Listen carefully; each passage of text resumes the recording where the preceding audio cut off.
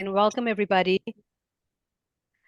Okay, welcome everybody, and thank you for being here. This is the 45th webinar by the Sri Lanka Evaluation Association. The topic today is bridging practice and academics, and we will hear from 3 editors of the Asia Pacific Journal of Evaluation.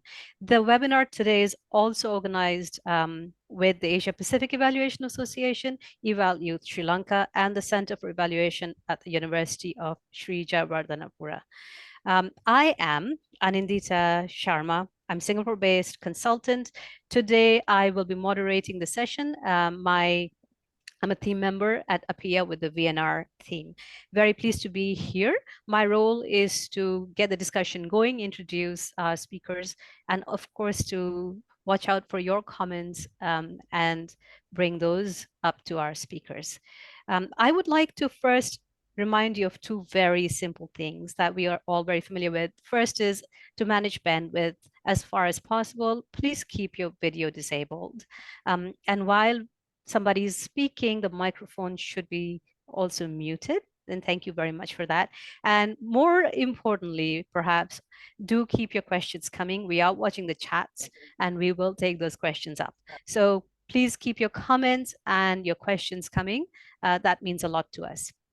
At this point, I would like to invite our opening speaker, Ms. Anna Erica Loreza, a board member with Asia Pacific Evaluation Association.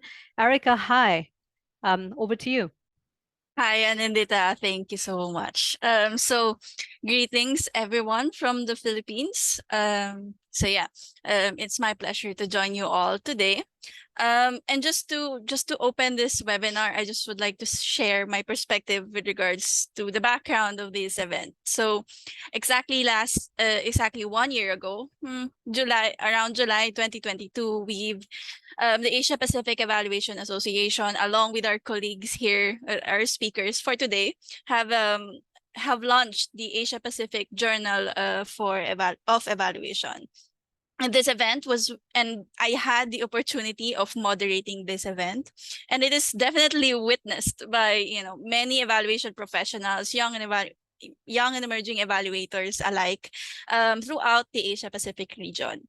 And the purpose of this journal is one thing only. It's to promote scholarly work in monitoring and evaluation, specifically highlighting challenges and achievements in the field in our region. And in turn, it was also an opportunity for evaluators in the region to showcase their work essentially in evaluation and their achievements and their innovations and breakthroughs to advance the field of evaluation in the region. So, and after its launch, early this year we were able to launch its first issue, again with the help of our speakers, the editors, and the advisory board. We are very thankful for their help for this to achieve this milestone for the journal.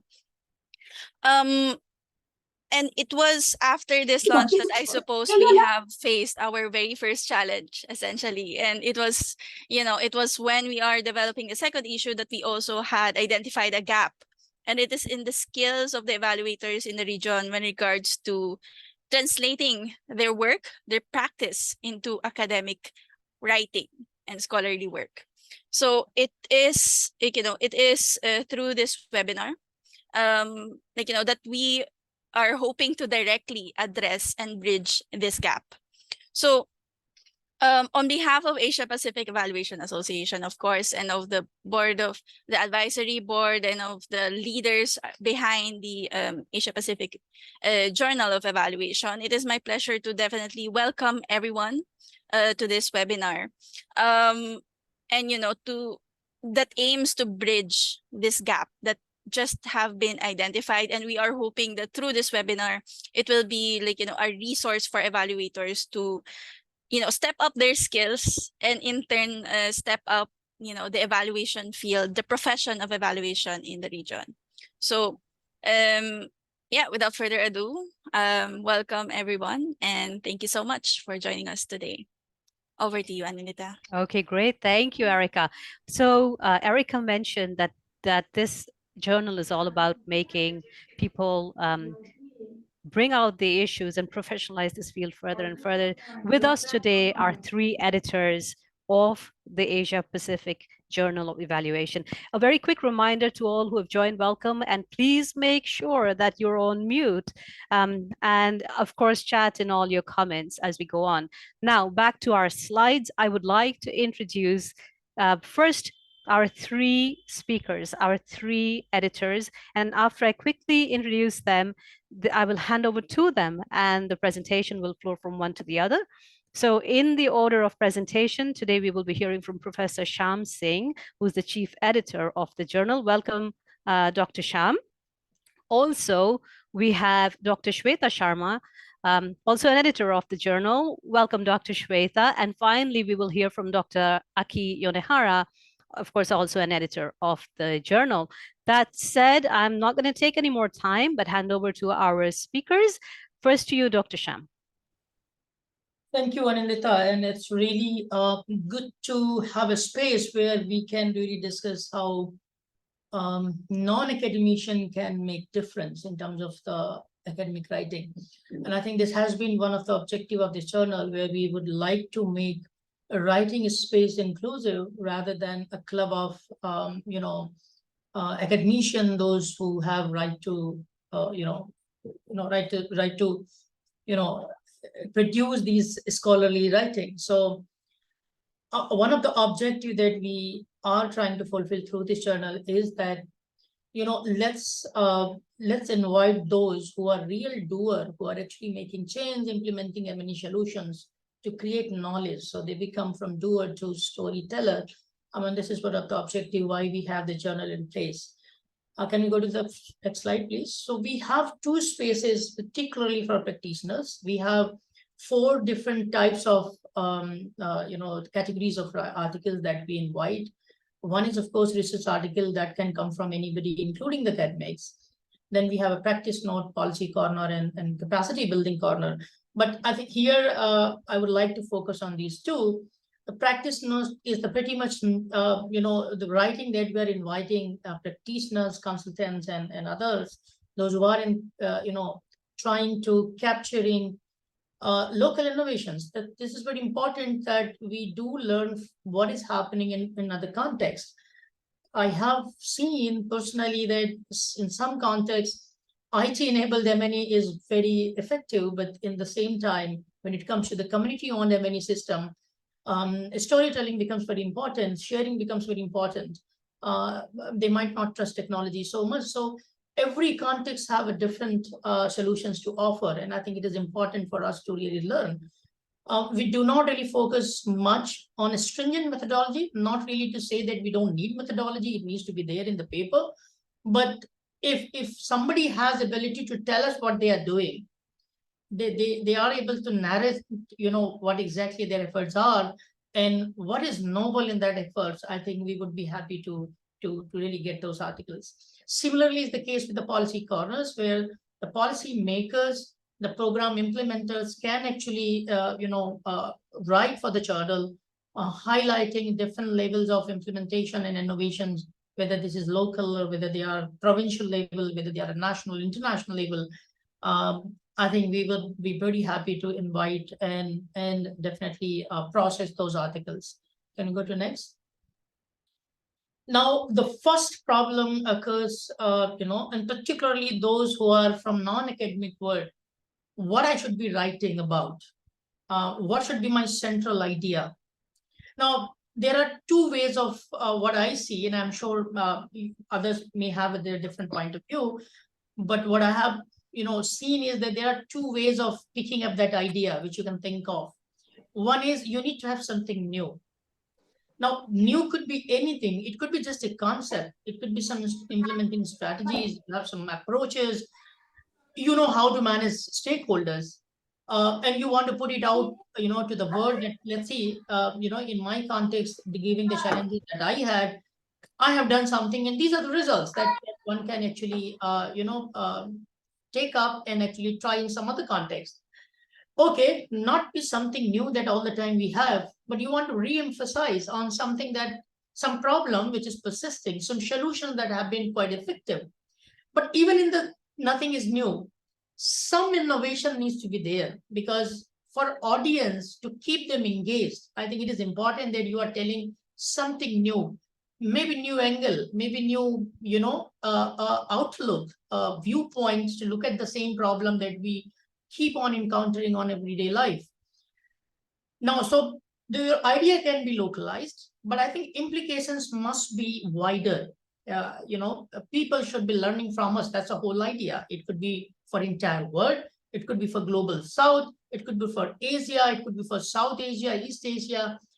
It should definitely be, be important for the stakeholders other than your context, other than your locality. I think that's where the readability increases. And I think as a journal editor, we do look for the potential of those articles, whether they can actually present something new to readers from other parts of the world. Can we go to the next?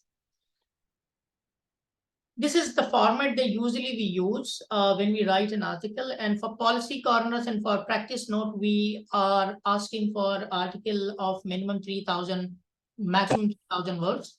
100 to 200 words here and there, I think definitely we can work around. This is the format. We will go one by one, and I'll try and discuss all of them. Can we go to the next? Each article should have an abstract, which is a summary. Now, when it is very important, many times, believe me, we take this aspect very light. The option is, or rather, a best technique is that we write the summary or abstract at the end of the article. When you finish the article, then only you appraise the abstract, because then you know what are the solutions or what are the conclusions. This is the first space where editors look for what are you doing, what are you trying to convey, whether it is noble or not, whether it is, it has a greater significance for the audience at large. And many times when it comes to the desk, rejection, this becomes one of the factors. Editors, sometimes they can't help but reject because you are not able to put forward what exactly you are doing and why are you writing this, or why your innovations or your experience become important, to whom, to what extent. It should be in a very small write-up, we call abstract or summary, around 200 words. And believe me, writing in a small space is difficult than writing in pages. So it needs a bit of practice and a skill set. I would always recommend that when you finish your article, then you approach abstract. Don't start your article with abstract. Can we go to the next? Then it comes to introduction part. Now, if at all you are not able to convey what are you trying to write in the abstract, which is important, I think this is the space where you cannot, compromise. You must need to bring it out more prominently. What is your problem statement? What you're trying to do? Now, when I say problem statement, it has mostly two important components.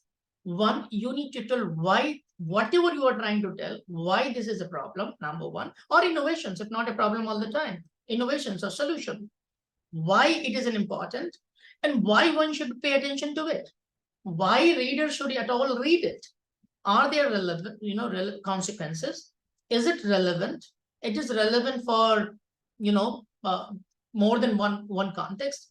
If you establish an introduction that this is a problem or this is a solution, and people should pay attention to it because it is important for various reasons, I think it makes a good case for editors like us to really pay attention to it, process it, and give it to the reviewers to please see how relevant that problem is and how relevant the solution is. While writing the introduction, it is always important. Yeah, I'm sure you give your ideas, but please make sure that you use others' ideas as well, other data as well, to validate and to put the authenticity that yes, it's not only me, but there are other people, other organizations, other experts, those who have seen the similar things. So I think it's very important that you use that data source. Can we go to next quickly? I do understand practitioners, most of the time, they do not engage with the primary data, which is number. If they do engage, most important story that I would like to tell here, whenever we look at the article, not only we look at the numbers, we also look at the story around the numbers, how you got it, how you collected the data, with whom, what were the challenges, how you responded to those challenges. The issues related to validity and reliability are addressed when you really tell the story around those numbers, particularly about the method. If at all you are dealing with the primary data, please do understand that do not only give the data, do not only tell how you have done it, also tell what were the challenges, how you address them, what were the biases, how you tackle those biases, subjectivity, which gives us a confidence that yes, the work is genuine, and therefore we process it further. Can we go to the next? And if it is not database story, which I do understand most of the time, practitioners do not have data, they have their own experience, then please narrate your experience. 2-3 things are very important for narration: sequencing and consequences. In narration, events come one after one. It's very important that these events are connected. When you are describing your intervention, your project, how you engage with the community, how community looked at your intervention, how they responded, what happened after the capacities were built, I think sequencing is very important, and every event, what consequences that you must have realized. If these two are there, which means you are basically, you are providing content which respond to the question of what, and you also trying to, respond to the question how, while describing the contents, consequences, and sequences. If it is narrative, you need names. Please understand, you cannot just, yes, if you have liberty to use real names, you can do that. Other pseudonyms can work. You can change the identity, which is more appropriate when you are writing a public note. So you can do that, because without character, without actors, narratives is senseless. So you have to use them. At the end, believe me or not, whether it's internal note you are writing to your own boss, or a report, or an article, your linguistic abilities are very important. Although journal gives a support in terms of the copy editing, proofreading, etc., but I think we cannot replace you. If you're writing your experience, it cannot be in a way that the Nobel laureate writes. You can use very simple language that we understand, sector people understand, and I think you can be very fluid while writing it. Can we go to next quickly? Next. Yeah, this is very, this you don't need. Practitioners don't need literature review, but please understand, there are spaces where you need to cite others' work. These are introduction, the next section which I'll be talking about, and sometimes validating your own conclusions. So you don't need to really focus on literature review, but please do understand that you need to really quote and cite similar work that others might have done. Can we go to the next? The fifth space is the most important space, where you are actually presenting your case, you're presenting your analysis. Please understand, you need to be very clear in setting up the context. Believe me, I would not know which context you are working in. Readers would not know. So it's very essential that in a very simple language, you tell us what the problem was, what was your intervention, what did you do, and what solution it actually offered to you. So it has to be very, very clear, very precise, written. Well, there are, reality is just not one. Whatever we see may be multiple layers of reality. So you also need to be be very careful that whatever you observe, it must be communicated on paper. Now, if I am sitting here 1,000 miles away and you are writing from there, I should be enabled to really understand what exactly happened in a village somewhere in Vietnam or somewhere in Cambodia when you actually implemented your intervention. Again, so you don't have to be descriptive all the time. Be descriptive, be explanatory.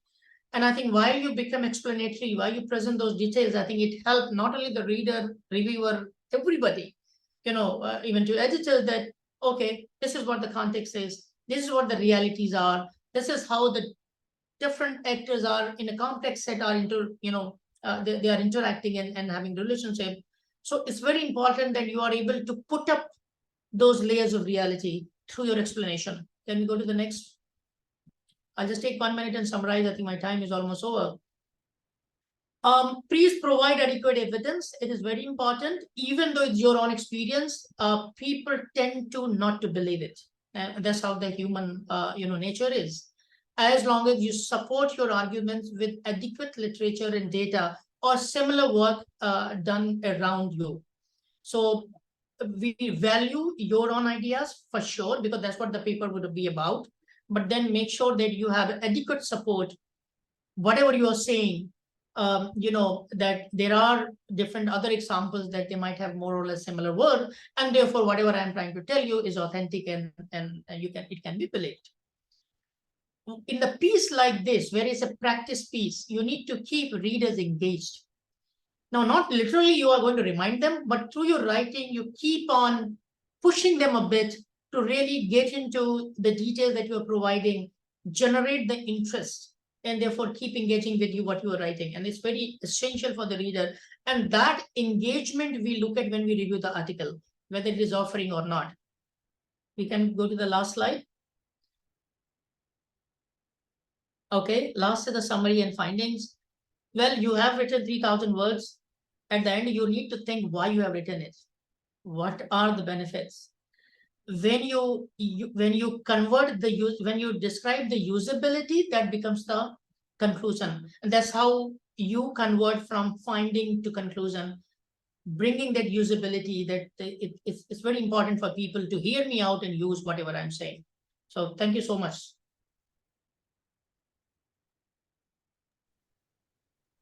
Thank Thank you. you. And we can go to next. Yeah, we're going to Dr. Shweta. Thank you, Professor Sham. Thank you, Nandita. Good evening to everyone who's joining us for the webinar today. Can we go to the next slide, please?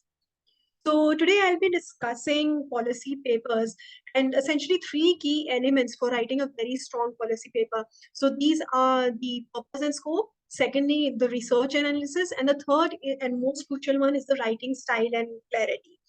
Next slide, please. So, but before that, I'll just give a very brief overview of policy papers, which tend to be generally different from a standard academic research paper. So very quickly, a policy paper is a document that presents a concise, well-defined analysis of a very specific policy issue or topic. And they are primarily used by the governments, academicians, think tanks, and other non-governmental organizations to address a wide range of issues, which could be societal, political, economical, and environmental. So generally, the aim of a policy paper is to bridge the gap between research and actionable policy changes. So if you look at the structure of a policy paper, it's quite similar to a general academic paper, but it includes a very clear problem statement which defines the policy or issue or challenge you're trying to address in a very concise and clear manner. Secondly, we have the background and context where relevant information is provided to help readers understand the context and importance of the topic at hand. This is substantiated by a thorough analysis of existing evidence using data, previous research, and maybe expert opinions. Based on this evidence, the authors are expected to provide a couple of policy options which are practical and which have a very balanced analysis of the benefits, drawbacks, advantages, disadvantages. And based on these, some implementation strategies can be suggested in the paper, and as well as maybe the potential challenges, and if you have suggestions for overcoming them. And more importantly, it's very important to clearly define the policy implication of the policy issue you've discussed, the recommendations, the various strategies. So it's very important to realize that the policy papers are very crucial when it comes to public discourse or policy debates, and it might even influence decision making in certain regions. But coming to the important elements, next slide, please. In the papers that we generally review, we feel that, at least I find that at times the purpose and scope is not very clearly defined. When you're going through a policy issue, it's very easy to get lost in the literature that is there, or tend to lose objectivity by the research question that you are posing. So clarifying the purpose and the scope of a policy paper is absolutely essential. It's like setting the coordinates on a map before you embark on a journey. So if you don't know the destination, you're just going to end up wandering aimlessly. So similarly, in a policy analysis, defining the purpose ensures we know what problem we're trying to address, why it matters, and it also sets the boundaries for our exploration, and it prevents us from getting lost in details or in too much literature review. So it also helps us point us to the right stakeholders, to the right data, the relevant data, and give very specific targeted recommendations. So while drafting your paper, there are 4 guiding questions which generally I use, which would help you define your scope. What is the central research question that you're trying to answer? And more importantly, as Professor Sham said, why does it matter? Is it solving any existing gap? How is it actually contributing to the existing knowledge? It doesn't have to be something new, as Professor Sham said, but it could give a different angle. And more importantly, who is your audience? Who is the primary audience and who is the secondary audience? Because then that also affects the tone of your narration. So going to the next slide, I'd like to just show an illustration of a very simple one-liner description of a objective and also scope of a paper. You can see how it has been very clearly defined so that you get all the information in a very concise information. Going next slide, please. The second is the research and analysis. Many times papers get rejected because they lack a balanced view, or there is insufficient evidence to support the core issue or question. The question might be important, but it's not substantiated enough with evidence. A policy paper without a thorough literature review, it just lacks the foundation of credibility. And it's not just about citing sources, it's about showing your understanding of the landscape of existing knowledge. It will also help you understand, identify gaps, look at patterns, and build on the work of previous scholars. So this will allow your recommendations to be more informed and more relevant. So once you have defined your research question and scope, you can set very clear inclusion criteria for your studies that you're selecting as evidence, and conduct a comprehensive search using relevant keywords. This will also help you screen studies methodically based on the area of your interest. After that, you should try and organize your key findings into thematic categories or concepts, because this will bring out the patterns and this will also bring out the gaps. And you will be able to analyze the similarities, the differences, and as I mentioned earlier, the gaps in it. And more importantly, it's very important to present this research and analysis in a very logical, structured manner. And you need to continuously revise it, incorporate feedback to ensure that it's very clear and coherent. I'm going to quickly show 2 examples of how literature can be synthesized and presented in a very compact form. Next slide, please. So the first illustration, if you see, it's a comparison of evaluation index systems. And in a very short table, the authors have been able to list the indices that they have seen and what are the dimensions that they have been able to use. So this actually improves the readability of your research and analysis, because some people may not be able to go through the entire paper. So this also increases the interest in the paper. Next slide, please. The second illustration is shows how you can just use a simple cross tab to show the commonalities and differences of how dimensions have been used by different organizations in defining impact. So this simple cross tabs gives a very concise perspective on definition of impact. So these are just very 2 examples, and you can maybe try out your own visuals for improving that. Next slide, please.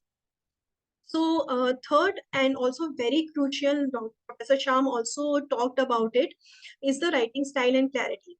So the unreadability and complexity of the writing language, it can be a major hurdle for acceptance of papers. So these are some pointers to improve the clarity of your paper. One, start by clarifying and defining any technical terms or acronyms. Please do not assume that everyone understands the acronym or knows how to interpret it correctly. And instead of trying to have longer sentences, use shorter sentences that convey only one idea at a time. Thirdly, avoid jargon. Try not to use too many complex or industry-specific language that could be confusing. Be very direct. Sometimes we tend to write in passive voice, which is very obtuse. Try to use the active tense.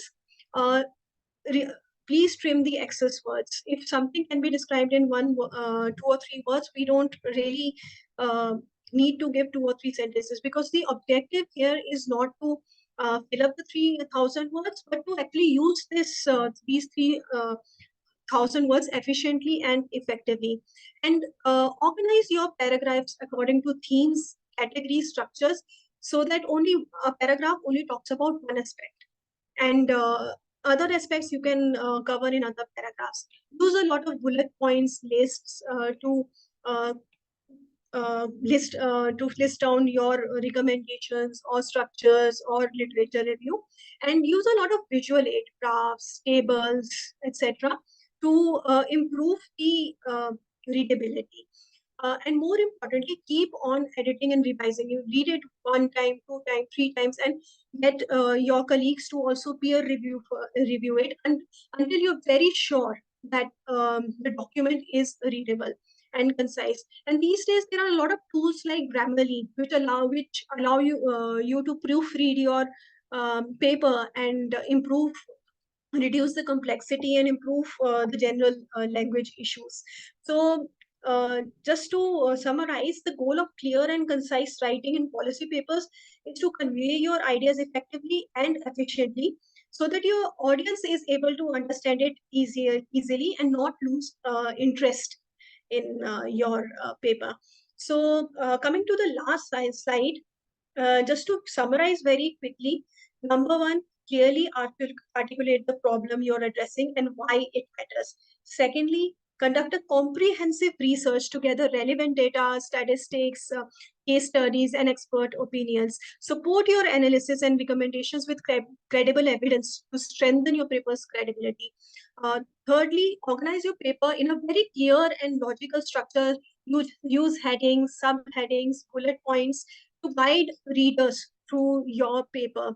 Uh, Fourthly, present a balanced analysis of different policy options, considering their pros, cons, and potential impact, and strengthen your recommendations to make a more impactful paper.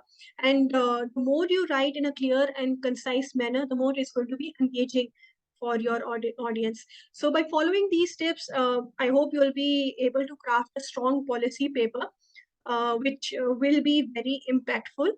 And with this, I would like to thank you for your patience and hand over to Professor Aki for the next session on how to on how to do effective revisions. Over to you, Professor Aki. Thank you very much, Dr. Shweta, and also Dr. Shyam. Thanks to their short lectures, I think we are somehow equipped and we are ready to write. And then once we write and once we submit it, what the next thing is to revise. I would like to talk about like how to do the effective revisions. Could you go to the next slide? And how to do the effective revisions means how to communicate with reviewers, because our revision always starts with the communication with the reviewers. And how to communicate with reviewers means how to respond to reviewers' comments, because our communication always starts with the comments from the reviewers. So in order to think about how to respond to reviewers' comments, I would like to share with you those 3 points today. The first one is the process. Let's see the overview of the review process. And the second point is the format, how to write a review letter. And the third point is expectation. Maybe it's a good idea to have a reviewer's eyes in our, in ourselves in order to understand what kind of gaps existing between the authors and reviewers. Could you go to the next, please? Thank you. Here is the overview of the review process. Well, as the author, we submit the manuscript first, and editorial board takes the initial check. This is so-called desk rejection may happen. So in order to avoid the desk rejection, we need to pay attention to the formatting and the writing style and so on. And then if your paper is successfully passed the desk check, we editor or associate editors are going to assign to peer reviewers. And then peer reviewers are going to make, read your paper and then give the feedback to us. And editor is going to make a decision if it's reject, if it's accept, or if it's accept with revision. And this third route is the most popular one. I seldom see, direct accept. We generally have a chance to revise the paper. And after revising the paper, that paper is going to be reviewed, and hopefully it's accepted and hopefully published. Could you go to the next? So, and then in this process, we are going to have a chance to write a rebuttal letter. There are 3 tips when you're writing a rebuttal letter. The first tip is to provide point-by-point replies to all the reviewers' comments. Could you click once?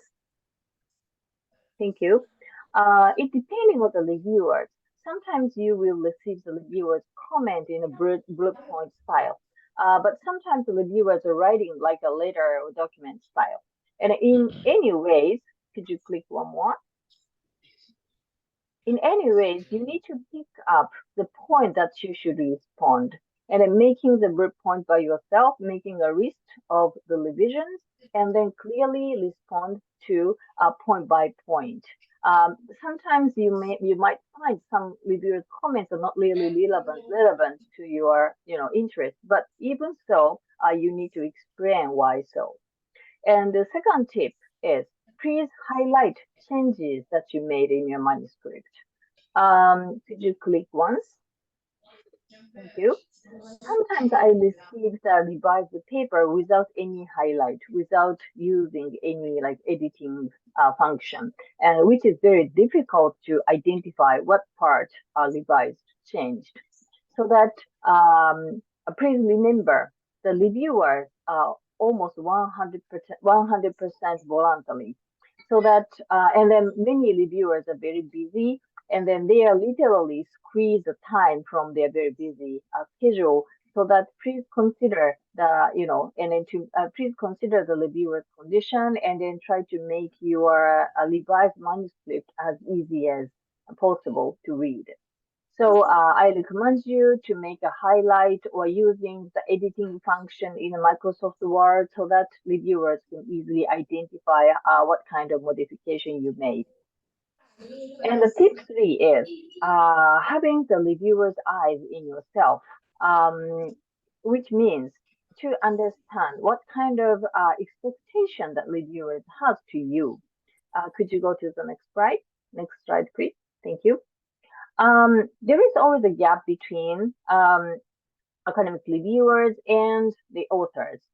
Academic reviewers generally expect, actually those points are very much similar to the point that already the Dr. Sham and Dr. Sweater mentioned. The academic research must have a research question, and academic research must have a literature review, and your opinion must be justified by the data and evidence, and the data must be properly collected and analyzed. And then, of course, the expectation level for those points are different from, the academic research paper and policy corner type, policy corner or practice note. But still, you need to reply I mean, the first one that you need to set a clear research question first of all, and I recommend you to articulate that your research question in the very introductory part. And the second point is not so many, I mean, regarding the literature review stuff, as Dr. Shiam said, if you're writing the practical note and policy corner, there is not so much required. I mean, the many literature reviews are not required, but still, you need to find some major literature in your field. And regarding the data collection and then analysis of them, please try to plan the data collection and analysis. So in other words, it's a research design before the project starts. I myself sometimes become practitioner, like working as an expert in a JICA project, and I'm going to write a policy corner type paper based on my project experience. And I totally understand once the project starts, everything is going to be very hectic, and then there is no time and then no room to prepare for the data collection and analysis. And then things are just like go through and without any organized planning. So before becoming like that, I strongly recommend you to make a plan for the data collection and analysis, including the narrative analysis, narrative information, qualitative information, so that you could make best advantage of the qualitative or quantitative data from your project. Could you go to the next please? Okay, I believe the Economist Journal is a bridge to connect between research and practice. Particularly, evaluation research is a very practical field, so that I think it's very much important for the practitioner's contribution to this journal. So we are really very much looking forward to your contribution. So let's grow and develop our journal together. Thank you very much. Okay, great. Thank you. Thank you, Dr. Aki, Dr. Shweta, and Dr. Sham. That was very informative for myself and for many of us listening in. While our listeners are considering the questions they want to ask you while we have you here, I would like to get us started with one. And this is a question that goes to each of you.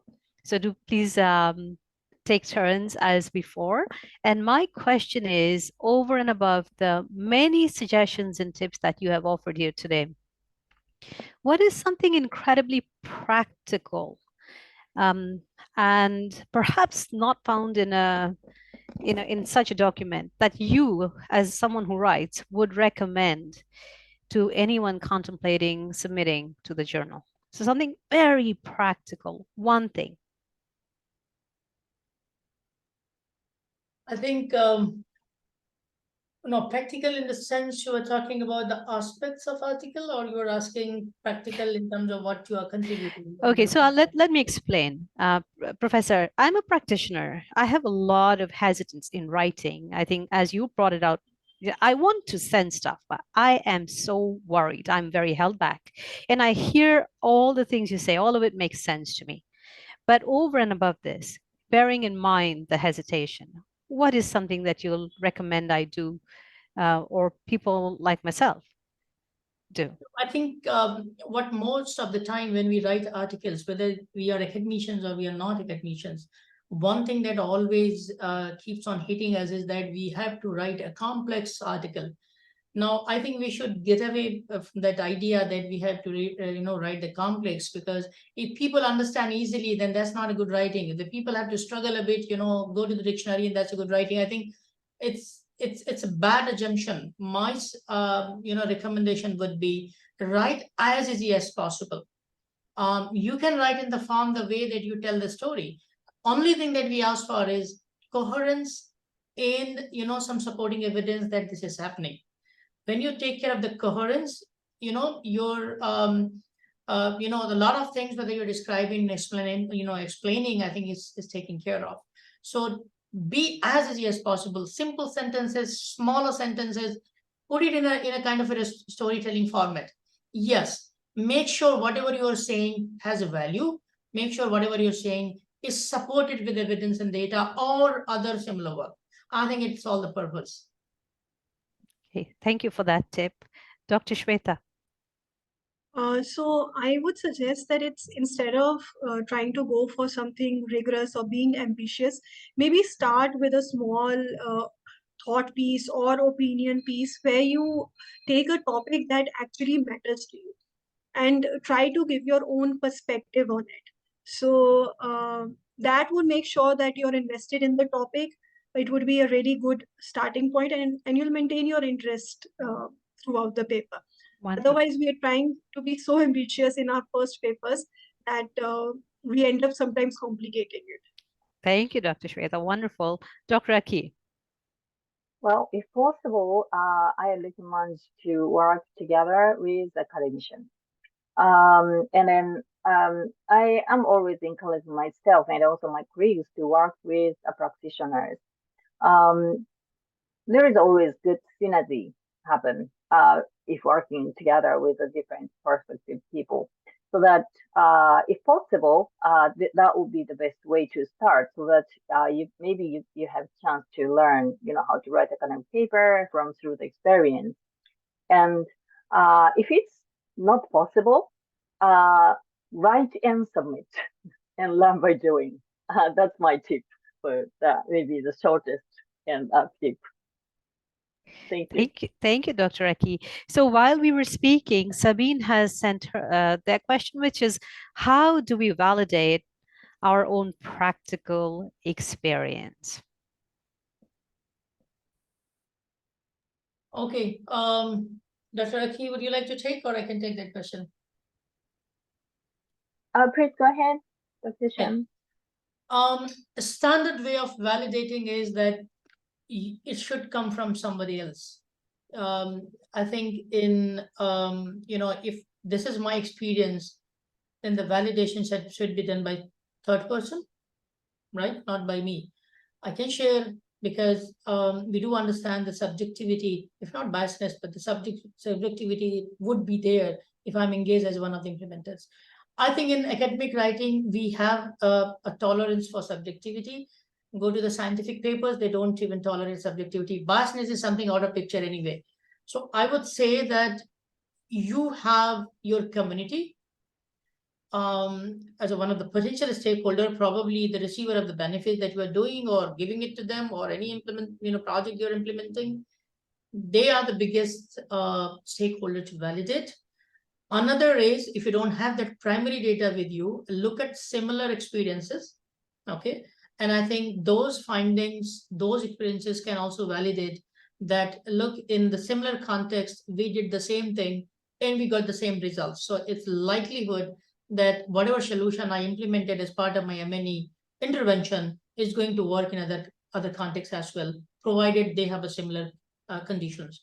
So validation should be done by somebody else, not by us, while experience could be ours.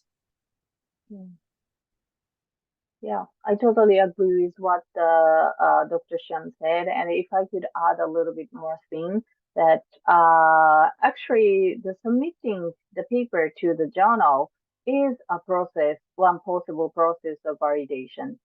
Because your paper is going to be reviewed by somebody, and then that somebody is actually the reviewer. The reviewer is going to validate your experience in your paper. So if you think it's valuable to share, your experience, why don't you write a paper, and why don't you contribute the paper to the journal, so that your validation process can start from there. I would also just like to reiterate what Professor Sham mentioned during his presentation, that while narrating the experience, is very important to make sure you're giving all the specific details, because that adds credibility to your narrative. Okay. Thank you. Thank you for those responses. And we have just a little bit of time left in the Q&A session. And in case we get another question, I'll bring that up. But I would like to give each of you one last thing to say, right? So we are looking forward to more and more participation from everybody at this journal. So What's the one thing each of you would like to say to our listeners today?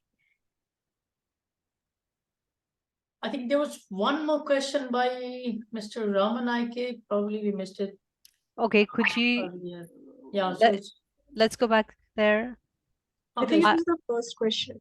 Which was it? Sorry, I may have missed it. How do you narrate the data resources, background, and challenges in the methodology session while following the general? Oh, wonderful. I'm so sorry. I totally missed it. I'm not seeing it here. So yeah, let's take that, please. All right. I think when you're writing, suppose you are telling, the editor of the journal or the readers that, these are the data sources. That is how you recollected your experiences. I think it's important that, well, in real life, nothing goes smooth. So you are going to talk to people and the people are not there. So there is a lot of omission, kind of drop out from your respondents. Or you are asking questions, people are hesitant in responding to you. So immediately you innovate something else. Let me ask the counter questions. Let me ask, the question that immediately wind up and, a lot of things happen in real life scenarios. I think it is important for you to note down those when you are actually writing your methodology section. So when you say, okay, my respondents are the beneficiaries of my project, and I had talked to around 300 of them, but then you don't get 300 of them in one day or in one effort. You might have to apply various techniques and ways to go through them, and you might see that no more randomness is there. So most of the time it's your basically purposive selection that I want to speak to these people, therefore I'm speaking to them. All these challenges, once you write the first paragraph saying that this is my response, the number of the respondents, I collected data using interviews or participant or non-participant observation. I think the next paragraph should be what challenges you encountered when actually collected the data, and what did you do to kind of solve those challenges. So immediately after giving the major detail about the methodology, next paragraph you talk about those things. The problem with this, mostly the non-number articles, qualitative articles, is about what we call more often reliability and validity. If you respond, that how you responded to the problems where you don't have respondents, or they are not giving you the income data, so what did you do, or they are not telling you the satisfaction level which you are asking, okay, what were the alternative that you used to get that data. So I think you need to put that out rather than keeping it in a black box. Else reviewer will ask you, and probably then it might become a bit difficult. And then there are some trust issues, because reviewer might not be able to trust that, at first time you should have given those. So I think it's very simple. In the same methodology section, you can write these details, at the end, maybe once you have discussed the sample size and the data collection tools.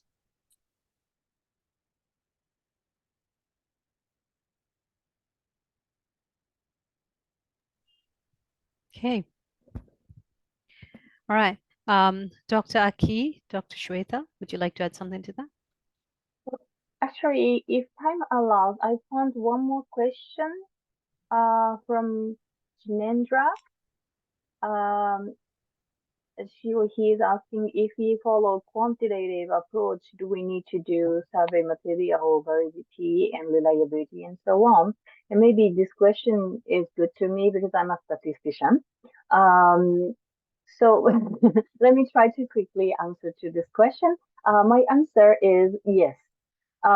When you conduct the survey, first of all, you need to check the validity of your survey items itself. You could check up the validity of the survey through the existing surveys, which is already conducted to the certain group of people, and then you could validate how this existing survey is relevant to your survey, so that you maybe partly modify and use it to your research. And generally, when we conduct a survey, we shouldn't start from the white paper. We are expected to review some existing, the the survey or study, then start to develop our own survey. So that's the one way to validate the survey seed. And also the sampling and the data collection. Yes, we need to check up the validity and also check up the reliability. I don't think we have enough time to go for the detail today, but my answer to your question is yes. And there are many ways to check up the reliability. I mean, statistical methods to check up the reliability of the data, checking the data distribution and so on. Yeah. Thank you, Dr. Aki. So thank you for all the questions that came up. And I do apologize, I missed that one question which came earlier, but I'm so glad our panelists picked that up. We don't really have a lot more time for Q&A, so we need to bring this very important discussion to a close. There will be a recording link that will be shared. I'd like to invite our closing remarks speaker, Uga Gonchitorj, to speak now. Thanks to all speakers.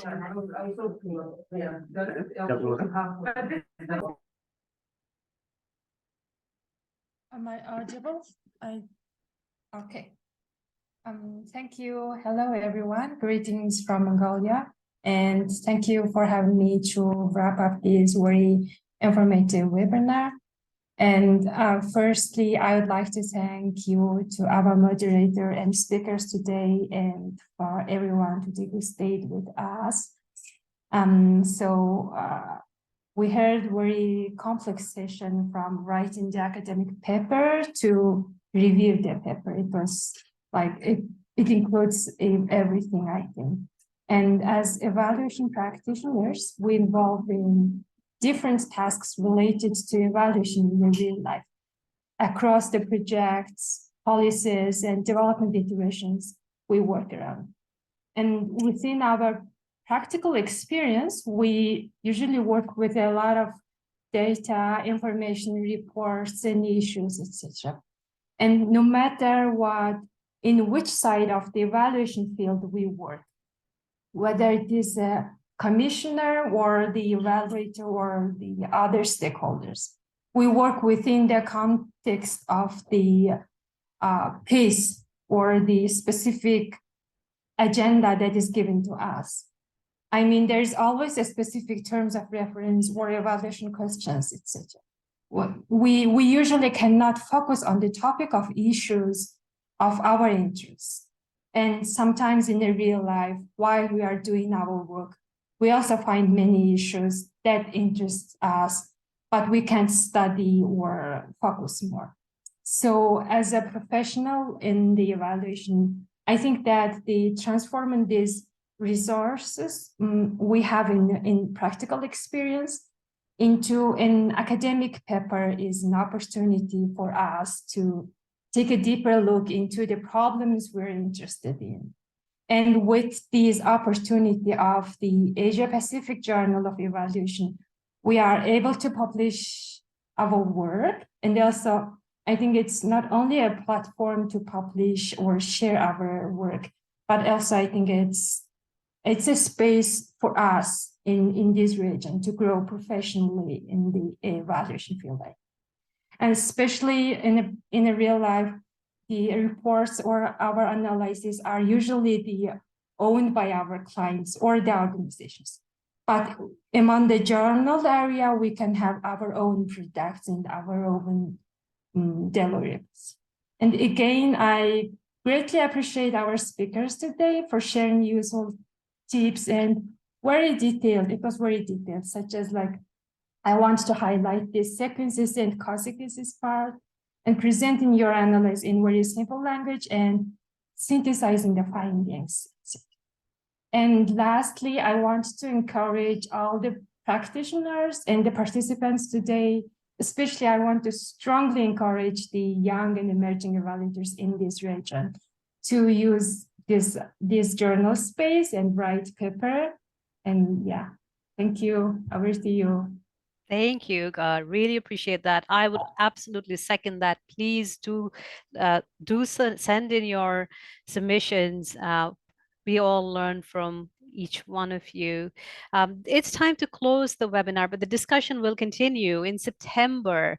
Please join us for the launch of the M&E curriculum. Of course, we will meet Professor Shamsing again and a few other panelists on that. And the other very important reminder, obviously, is the registration for the conference is open. It's going to be in Manila, end of the year, and we would love to see you there. Thanks again for joining. It was a pleasure to be here. Thank you to our panelists, all our speakers, and to everybody organized and everyone who attended today. We look forward to your engagement and submissions in the journal. Thank you. Thank you. Thank you, Thank you, Anindita. everyone. Thank you, Thank everyone. you.